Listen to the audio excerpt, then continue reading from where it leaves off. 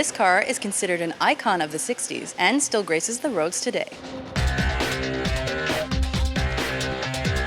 Hi, I'm Rebecca Brayton and welcome to WatchMojo.com, and today we'll be learning more about the history of Mini.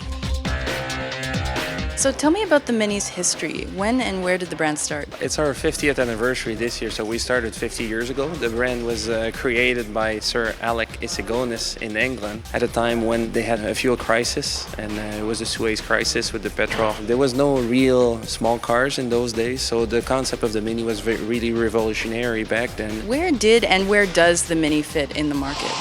Most customers that come to purchase or test drive a Mini, they're not really looking at anything else out in the market. They truly want a Mini for the core values of what the Mini is, which is about driving the car, having pleasure, but it's also a car that's very environmentally friendly. It's a class-leading car as far as fuel economy in the market. There's a lot of small cars in the market, but the true premium luxury car, we're pretty well on our own. What is revolutionary about the Mini? When it was introduced, the main revolution was the fact that it was front-wheel drive, but also because there was so much space for such a small package. So we've been able to recreate that in a more updated package because obviously the safety regulations are very different. So the car is larger, but it's still the same concept.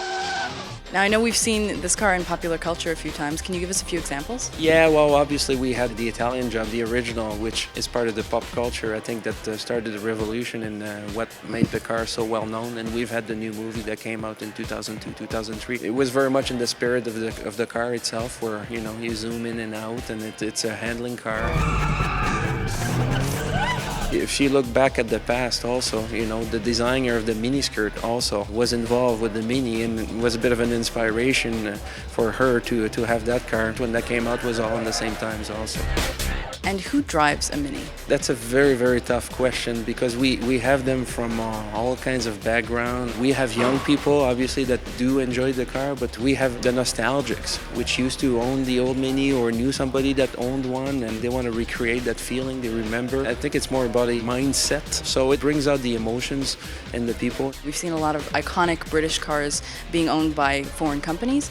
How do you think that this has affected the Mini brand, if at all? It's a lot of history for us, and we're very proud that we've been able to maintain also those British roots. All the Minis are built at Plant Oxford in England, so there's a lot of Britishness in the car, even if it's owned by a German car manufacturer right now. We try to keep that close. Thank you very much. You're welcome. Thank you very much.